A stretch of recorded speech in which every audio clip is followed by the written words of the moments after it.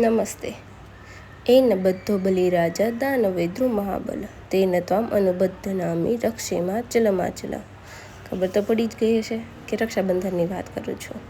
આ શ્લોક ભાઈના રક્ષા માટે બોલાય છે આપણે. આ છે મારો નાનો ભાઈ જે 9 વાગે આવી ગયેલો અને હજી હું બધું ડેકોરેશન એવું કરતી હતી તે આવ્યો હતો.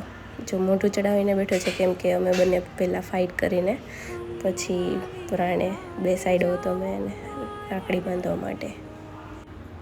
પછી મેં એની ફેવરિટ 5 સ્ટાર ચોકલેટ આપી હતી. ત્યારે એટલો ખુશ થઈ ગયો થોડી વાર માટે. પછી અમે બધા ગયા હતા મારા મોટા પપ્પાના ઘરે, જ્યાં અમે બધા જ કઝિન ભેગા થઈને રક્ષાબંધન સેલિબ્રેટ કરવાના હતા. તો આ છે મારો મોટો ભાઈ અને આ છે મારા મોટા ભાભી. બંનેને મેં રાખડી બાંધી અને આ મારા મોટા ભાઈને છે ને મીઠાઈ બહુ જ એટલે બહુ જ અતિશય વાલી છે અને એને સ્વીટ બહુ જ ભાવે. જો હું હમણાં એને સ્વીટ ખવડાવીશ ને, જો કે પેંડો હોય કે ગમે એ મીઠા હોય, એનો પેંડો બહુ ફેવરિટ છે, પણ મેં આ વખતે ડ્રાયફ્રૂટ ચીક્કી લીધી હતી. જો ખાય છે ને પૂરેપૂરી, અને પછી મને એમ કે છે લે તને ખવડાવું.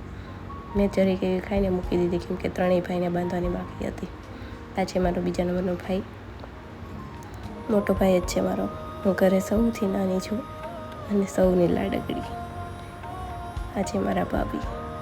બંનેને મેં રાખડી બાંધી અને આ પણ બહુ હેલ્થ કોન્શિયસ છે, થોડો ઘણો નહીં બહુ.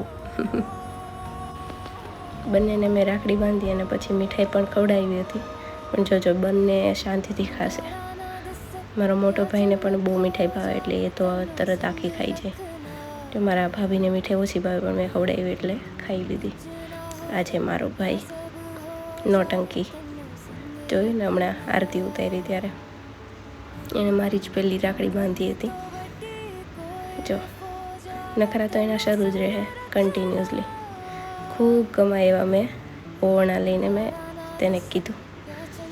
હા જો આ મારી રાખડી છે કરે છે. એ બંધન હે પ્યાર કા, એવું મેં આ રાખડી ઉપર લખેલું હતું, એવું લીધું હતું. આવતા વર્ષે આવતી રક્ષાબંધને મને છે ને આની સાથે મારા ભાભી પણ જોઈએ. એટલે અમારો અત્યારે ઘરમાં કાનો છે, કાનો અને સૌનો લાડકડો. જો એ મીઠાઈ જરીક એવી ખાધી, પરાણે અમે આખી ખવડાવતા હતા. જો મારી દીદીએ સપોર્ટ કર્યો કે પરાણે ખા. આ અમે સાથે કઝિન, પછી મારા ભાભી સાથે રક્ષાબંધન સેલિબ્રેટ કર્યા પછી બધાને જમવાનું પણ ત્યાં જ હતું. તો આ હું અને મારી દીદી બંને પહેલાં સોફો સાફ કરીએ છીએ કેમ કે બધા ભાઈને ચોખાથી અમે વધાવ્યા હતા. તો બધા ચોખા સોફામાં અંદર જતા રહ્યા હતા. તો અમે બંને સાફ સફાઈ કરીએ છીએ કેમ કે બપોરે બધાને ત્યાં જમવાનું હતું. તો બધા જ મહેમાન ત્યાં આવવાના હતા. મહેમાન કહીએ તો અમે ઘરના જ હતા. સો એકચ્યુઅલી હું કહું તો stay tune for the surprise. અમારી સરપ્રાઈઝ શું હતી એ પણ હમણાં જ ખબર પડી જશે. બસ થોડી એવી ક્લિપ બાકી છે. આ બંને મારી મોટી બહેન છે જે રસોઈ બનાવે છે. પછી અમારે બધાને જમવાનું હતું. જમીને તમને સરપ્રાઈઝ બતાવીશ.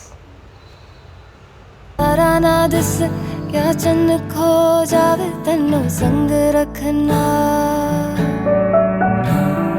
रास्ता ये जाने ले चला है कहाँ, रास्ता ना माने तू जहाँ मैं वहाँ.